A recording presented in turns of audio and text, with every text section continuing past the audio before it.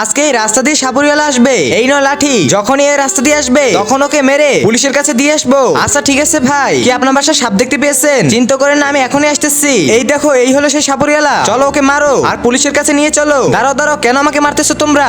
আরে ও তো কালু সাপুরিয়ালা, ও অনেক ভালো সাপুরিয়ালা, ও তো আমার বাসার পাশে থাকে, আমি ওকে ভালোভাবে চিনি। কিন্তু তুমি ওকে মারতেছো কেন? তাহলে ভাই তুমি আসল ঘটনাটা শোনো। আরে আমাদের বাসায় তো সাপ ঢুকে গেছে, তাড়াতাড়ি যে ভাইকে ডাকতে হবে। আরে ভাই, আমাদের বাসায় কোথা থেকে জানি সাপ চলে এসেছে, তাড়াতাড়ি সাপুরিয়ালাকে খবর দাও। আচ্ছা দাঁড়া ছোট, আমি এখনই নিয়ে আসতেছি। আরে কালু সাপুরিয়ালা, তাড়াতাড়ি আমার সাথে চলুন, আমাদের বাসায় সাপ ঢুকে পড়েছে। আচ্ছা তুমি চিন্তা করো না, আমি এখনই আসতেছি। ওই দেখেন সাপটা ওখানে আছে। এই তোমরা সবাই ঘরে বাইরে চলে যাও, এটা অনেক বিষধর সাপ, আমি একা ঘরের ভিতরে থাকে সাপটাকে ধরতেছি। আচ্ছা ঠিক আছে, তার আগে তুমি বলো সামান্য কিছু টাকা চাও নাকি নিজের মায়ের ভালোবাসা? যদি মাকে ভালোবেসে থাকো তাহলে ভিডিওতে লাইক করে চ্যানেলটা সাবস্ক্রাইব করে দাও, আর অবশ্যই কমেন্টে আই লাভ ইউ মা লিখে যাবে।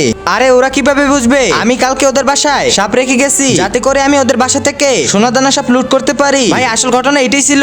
আচ্ছা তুই চল, জেলে নিয়ে তোকে সাপ ধরাইতেছি।